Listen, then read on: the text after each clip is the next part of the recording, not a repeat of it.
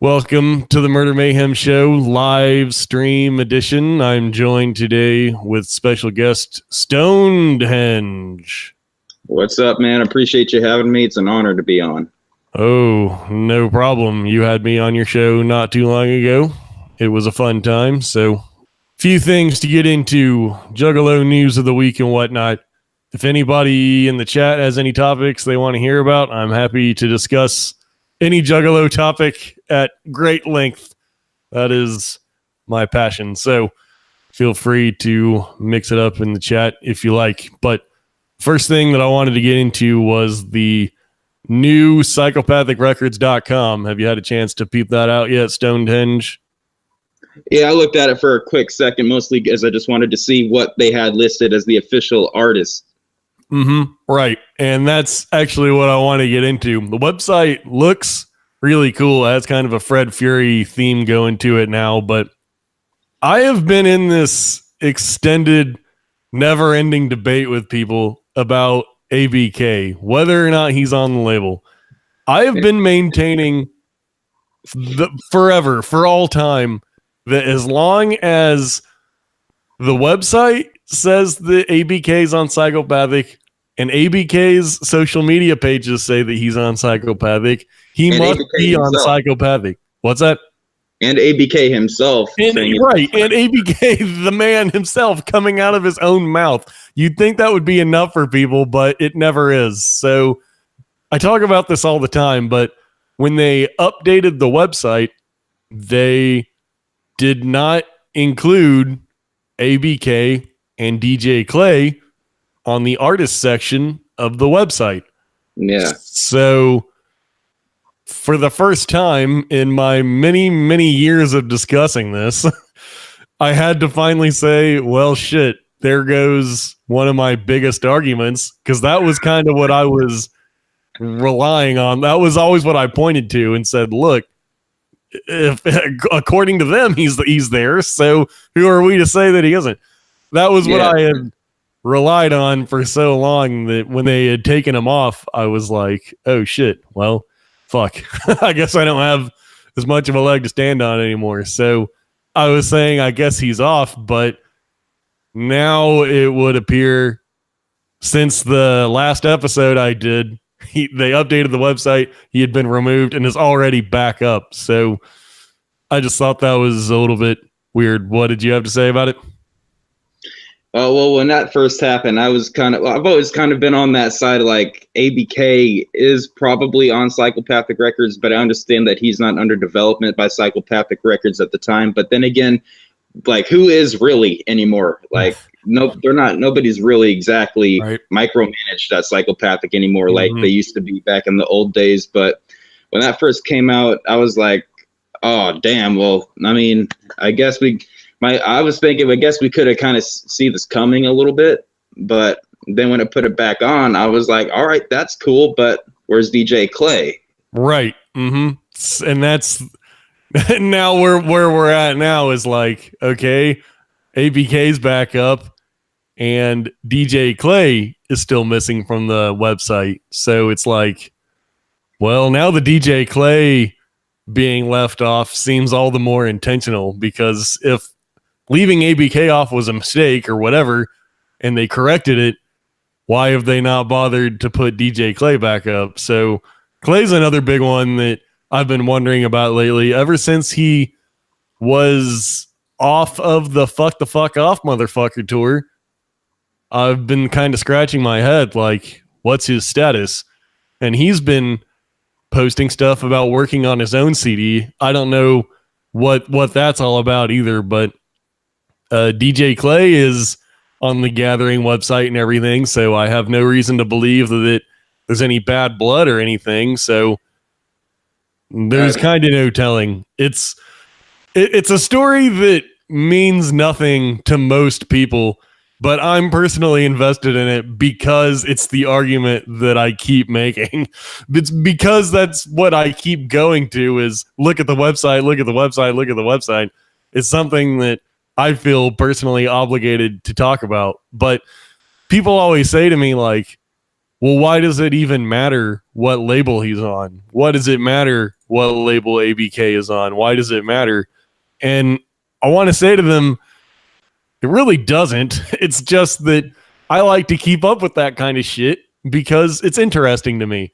It's never been a matter of, well, if he's not on Psychopathic, I'm not going to support him. Or if he jumps over to some other label, I'm not going to support him. It has nothing to do with that. People try to turn it into that every time I bring this up. But yeah, I mean, the fact is I just like to know because I just like to know. That's all there is to it. So yeah, and correct me if I'm wrong, but he did say he did have some new stuff coming out on Psychopathic, right? totally. Yeah, absolutely. That was the last that we heard from him on the matter, which was not that long ago. I believe it was as recently as the Juggalo Unity tour with Blaze that he was talking about that stuff. So that was not that long ago. And as far as I know, it's still coming. For sure. So bottom line is, as far as I'm concerned, ABK is still on. DJ Clay's jury is still out. Light was on the website. He's always the big one that people always point to and say that they think he's been booted or that he's leaving or whatever, especially since Light opened his store, the Monstar store. That was just another thing that gave people a reason to speculate on him. But I always just go with whatever the label says. If the label has him as an artist, then he's an artist. But that never seems to be good enough for people. I use that argument to people, and they always just say to me that the website's outdated or this and that. But I mean, all we have to go on is artist for it. And like you said, it comes out of ABK's own mouth. At least once a year, he has to have this conversation. But I don't blame people for thinking he's gone. I don't know whose fault it is, but without him putting out albums on Psychopathic, it's like, how, in what way is he on the label other than in writing? You know, it's like he doesn't play like half of the events for whatever reason, either because he can't make it or because he wasn't booked or whatever. But it's like he's not out there the way those other artists are. So it's like, I understand why people say that, but it's all good. I'll throw this out in the mix too, because people always think I'm trying to stir the pot when I talk about this. I'm truly not. I only find it interesting on the basis of I find it interesting. It doesn't go beyond that. I'm not looking for the drama or anything, but I've probably met ABK more times than any other artist or celebrity or whatever you want to call him. I've probably met him more times than anyone else just after shows and whatnot. And he is the coolest dude of all time. He's so like easy to get along with and talk to and whatnot that I would never give a fuck what ABK says or does at this point. I would support him no matter what. So no, ABK is just one of those guys you can look at him and you watch him, you see him in interviews, and you just pick up on his character that he's just a good dude. Like he's just a positive dude. And like, I feel like he's one of those guys that, like, if you're in a bad mood and you're going to hang out with this guy, like there's certain people that are so like positive and about everything that they like, you can't be pissed off or in a bad mood around them. Like you just go around them and you just get happy. He's just that type of being. Like, you know that he's a good dude, and you know that like he does, like, I mean, you can see that ABK and Blaze are trying to do everything they can to help with the whole Juggalo rift that's going on lately, like Juggalo Unity tour and stuff. I mean, both of those guys got big hearts, so you can see that ABK he's a good guy. Like you can watch him and know that he's just a good guy. Yeah, right on. He's always been very down to earth. I don't know how things work over there at Psychopathic, but for my money, if I had any say in the matter down there, I would be rolling out the red carpet for ABK every chance possible, just to make him feel welcome there at Psychopathic and stuff. Because, you know, he does MNE events all the time and stuff. And if he wanted to push that button and say, I'm hopping over to MNE, I'm sure they would take him. Don't you think? If he like put it out there that he wanted to jump over there, they'd probably take him. So it's like, I'm not so sure about that. you know, Like, I don't know. Like, I've always had doubts on if M&E would even want to sign ABK for some reason. I just don't know if they would. I mean, it would be interesting to me to see what they would do with ABK, like, because they tend to bring out like some good characteristics in their artists and stuff. Like, we've seen some new stuff from like Boondocks that's been pretty interesting. I mean, I know you say you don't really like a lot of the new stuff that's come out from anybody on Magic Ninja, but I mean, they improve their rapping skills and they rap in different ways than we've heard them in the past, so to speak. So I feel like they develop a lot of variety, these people that go to Magic Ninja a lot. So, I mean, I feel like it'd be interesting to see, but I just, for some reason, there's a doubt in my mind that they would actually fuck with ABK on that level. But I always leave the possibility open. But like I said, even if that happened, I'm so over it at this point. I wouldn't give a shit anyway. People in the chat are talking a little bit about ABK's Killa Features albums that come out on Native World. Yeah, those are pretty solid. I will give some credit to those for sure. He's been steady putting stuff out. Necessary Evil in the chat room says, does anyone have their Gloomy Sunday CDs yet? Put me down for a fat no on that one.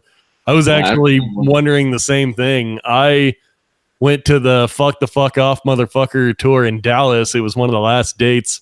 And by the time I got there, they said they were all out of them. It was supposed to be the VIP exclusive CD, and they said they were all out and that they would mail them out. And as of now, I still do not have it. I kind of don't anticipate ever seeing it, but what are you going to do? Maybe it'll show up sooner or later. That was like February, so enough time has passed now that I've kind of just resigned to the idea of never getting it. What else we got? Oh, speaking of tour exclusive CDs, the other big thing that happened this week was the Steve Meets Abu albums came out. Have you had a chance to listen to the Steve Meets Abu album? It's only 2 tracks. I didn't. Isn't there like a track called The Frog, and then there's another track? I can't remember the name of the other one. Steve Meets Abu. That's the first track, and then the second track is called The Frog. I haven't listened to them yet, but I was working on getting to that. Are they any good? Well, they're not bad, but I had some thoughts about the Steve Meets Abu track, which if you haven't heard it, then I guess you won't really be able to weigh in on it. But it sounded to me like it was a song that was... I'll be delicate in how I word this because I know people are just going to say I'm wrong like they always do about everything that I say. It sounds to me like it's a song about justifying terrorism attacks. Oh, damn. Which the song is repeatedly asking you, like, imagine this, imagine this, imagine this. It's like, imagine that you're living in the Middle East and you don't know about war and everything is peaceful and you just want to worship your own way, and then America comes in and starts fucking with you, and then it just builds and builds and builds on that until the end of the song when it's becomes a suicide bomber attack. And it feels to me like they're excusing it or rationalizing it or justifying it. I don't know. I didn't fully agree with the way that I interpreted the song. Some people have told me that my take is way off, but I don't know. I've heard the song a few times now. That's kind of what I'm going with. I wouldn't say that you're probably pretty far off, because lately, like, you got to admit, ICP has been on this like aliens and government conspiracy type of thing lately. You had that song come out on Flip the Rat Hawking where they talked about a bunch of conspiracy theories and stuff. They're showing like videos of how like there's irrefutable proof that aliens exist. They did like 2 whole episodes on the Juggalo show about that. Like, I don't know. I feel like that you're probably on the right track at the very least, because they have been talking a lot about that type of stuff. And from what you said, that does sound like something that was they're on this I'm not trusting the government train right now, and everything is a conspiracy and they're all out to get us type of thing right now. So right. Yeah, I feel the same way. And I feel like that really kicked in really over the last couple of years.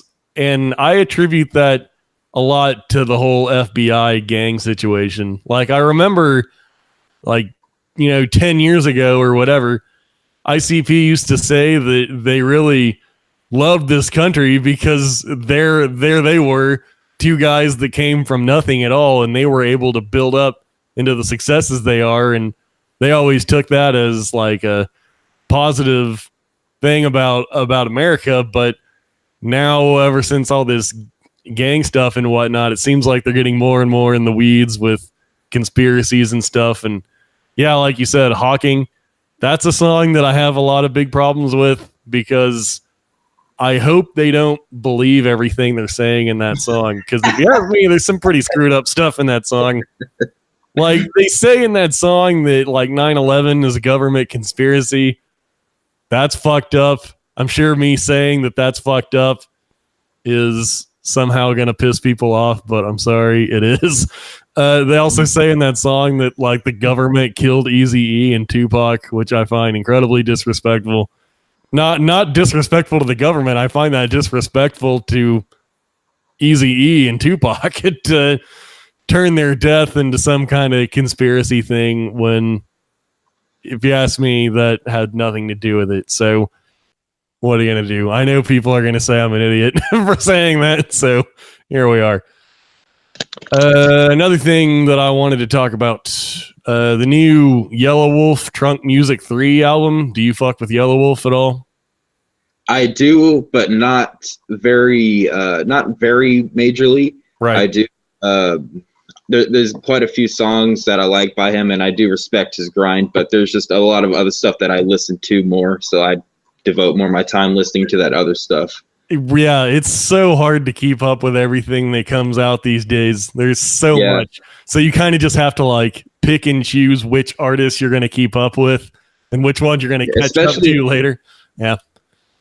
Especially if you're a Magic Ninja fan or a Strange Music fan, they got so much. Like Tech Nine just himself has an album come out every month and a half or so. So I mean, yeah, Strange Music is a tough one. There's still Strange Music albums that I still haven't got around to checking out with, but Yelawolf is one of the dudes that I stick with, and especially this album, Trunk Music 3. So it's the third in a series, which makes it all the more interesting to want to listen to, but it's also his final Shady Records album. He's been on Shady since the Radioactive album. I think that's like 2011, maybe, I want to say off the top of my head. So that's been a pretty long relationship, and this was his last Shady Records album. So I peeped that out the day that it came out.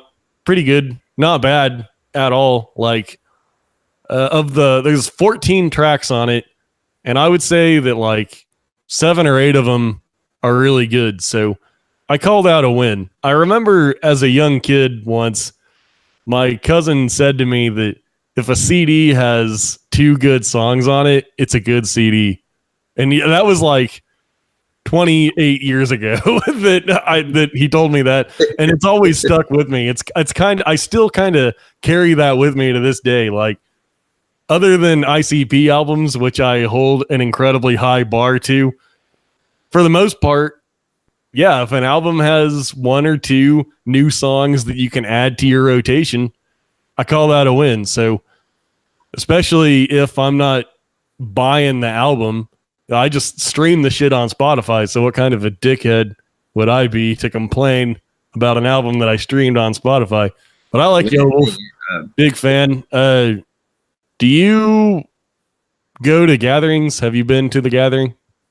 No, I haven't been to the gathering yet. Like, we had all our guns set on going this year, but unfortunately some shit ended up happening with our apartments. So we're still dealing with that right now. So, I mean, life happens, got to deal with shit. I only bring it up because Yelawolf was at the gathering last year, and he fucking maybe did the craziest performance. Not even maybe. I'm going to go ahead and say that was the craziest performance I've ever seen in my life. And the sad thing is that the YouTube videos don't even capture the pandemonium of it all, because people You're talking about the fireworks, right? Fuck yeah, I am. And I don't condone it at all. Like, that it should not be happening. People should not be throwing fireworks on stage, regardless of whether or not the artist on stage asks for it. And he did literally ask for it. He said, shoot some of those fireworks up here. And people did. Man, you can't say that to juggalos. No. So it's like, as much as I love him, I don't think he should be back for his own good, for his sake. I would love to see him, but I think if he goes back, people are just going to try to outdo themselves, and he's going to get his fucking arms blown off or something. But one more cool thing about his performance, though, was when he came out, he said something like, I represent Shady here with love, like, because he knew, obviously, about all the beefs and stuff in the past and whatnot. That's what he was referencing. So he made mention of the fact when he was on stage, like, I'm a Shady artist on this stage, and I come with love. So I thought that was pretty cool. Fresh. Like, that's respect right there. Yeah, totally. And he went on right before ICP, so that's like the primo spot. Doesn't get any better than that. Homer's Radio says they had no fireworks capitalized and underlined on the Gathering website rules. And then as Danny Boy replies right after, he says they do every year. Yeah, that's not gonna that's not gonna do jack shit. They do that every year. That way, in case something happens, they can point to that and say, we told them not to, but it never gets enforced. So yeah, who knows? Next thing to talk about, the sadness of Nipsey Hussle. Everyone knows now about his tragic murder and whatnot, but did you follow his music at all? Unfortunately, I mean, I'll go out there first and say I didn't keep up with his music or listen to him, but that has nothing to do with the tragedy of it all. And it's just one more thing to point to and say, we've got to stop the madness. All you see on the internet is people just stirring up shit all the time. And I don't know the exact circumstances that led to his death. I know they just recently arrested someone, a suspect in custody. So I couldn't tell you the details of his death specifically, but just in general, we've got to chill out on stirring the pot all the time. And people were sad about his death and still are. And at the same time, turn around and go right back to stirring the pot between, artist A and artist B or whatever. It's like, can't we take a break from all this shit starting for at least a little bit in the wake of another rapper getting killed? It's happening so much lately, either getting killed or just other tragedies. But gosh, how many iconic rappers have we lost just in the last year and a half? It just seems like it's happening more and more now. They're dropping like flies out here. It's getting dangerous out here. Like, I don't know. Like, it has been pretty. There's been a lot of them. Definitely a lot of them. As much as I didn't really listen to his music, I still felt compelled to say something about him. Just as a fan of the hip hop culture in general, something had to be said. So wanted to bring that up. Give some credit to that. Next topic. I asked a question on my Twitter page a few weeks ago, and I said that I was going to talk about it on my podcast, and then I forgot. So I didn't. But we can get into it now.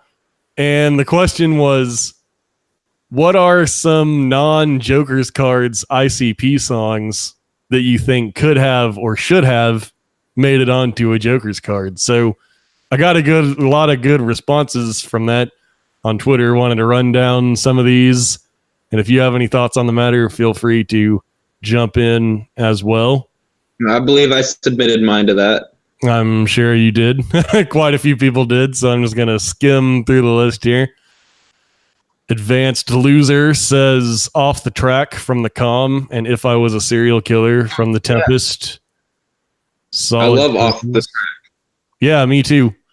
Although that's a song that thematically probably wouldn't even work on a Joker's card, because isn't that whole song about we're off the track? Isn't that referring to the Joker's cards? But that aside, it is good enough, I would say. So I don't know. People hate on The Calm a lot, but I absolutely love that record. That's great. It's hit and miss. I wouldn't say I hate on it, but it's about half and half to me. Humble Among says Sleepwalker, Prom Queen, The Dirtball, $50, and Jacob's Word. Those are all tremendous choices. I believe Prom Queen is the one that I submitted. Very good. Juggalos Against Domestic Violence says Tilt-A-Whirl, Take Me Away, If I Was a Serial Killer. Good choices, of course. Beneath the Dirt says Dead End featuring Ice-T. That is an awesome song. Here's one that I wanted to get into. Kitty Kush says Crystal Ball, God damn it. And I wanted to chime in on that because I've always pushed the notion that if they would have taken the best tracks from Bizarre and made that the 6th Joker's card, it would have been better than the Wraith. I've always said that. I always have said that.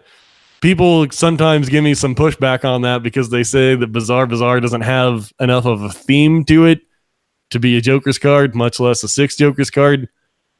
I don't know. A lot of the Joker's cards don't really stay on theme that much anyway. So I feel like if you just threw in an intro and some other bells and whistles, you could give Bizarre a theme without having to do too much to it.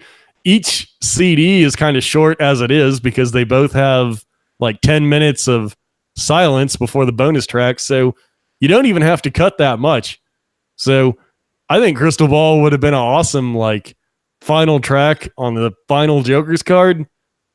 It could work, but I mean, for me, Bizarre, that could work as a Joker's card, but I don't think it could work good as the 6th Joker's card, the final Joker's card of the first deck.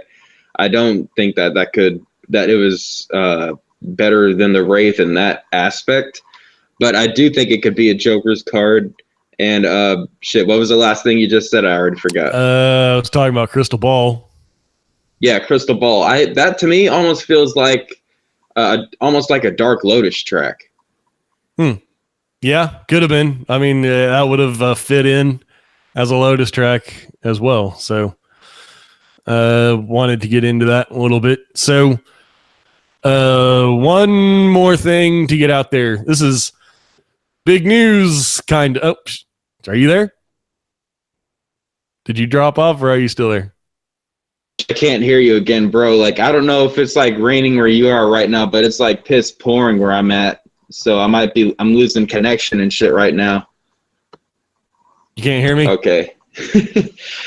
All right. I want to say much love and thank you for having me on, bro. It's been an honor, and you're always welcome on my show anytime. 2 scoops of the Wicked Whoops. I'll let you wrap this up. So, just get at me on Twitter whenever, and let me know whenever you're trying to do another collab. I'm down anytime. Yeah, so good much deal. love to the chat, and we'll see you guys next time. Cool. Yes. Peace out to Stonehenge. Thank you very much for joining us.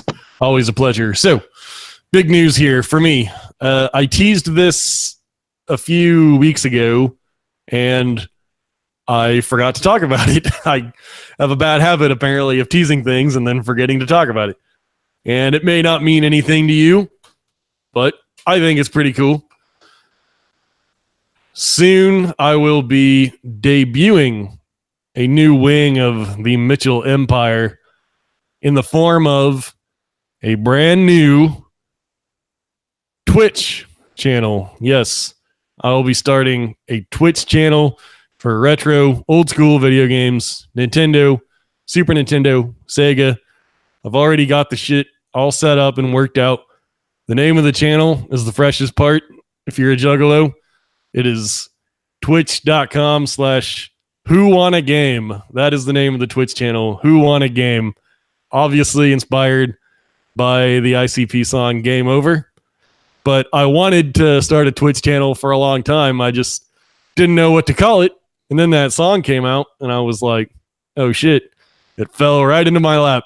So that is coming soon. I do not have a date on that yet, but it's not necessarily going to be a juggalo channel, but with me on it and you guys watching it, obviously we're going to talk about juggalo shit. So if you want to talk juggalo shit while you watch me play the shit out of some old school video games, check out my upcoming Twitch channel, Who Won a Game.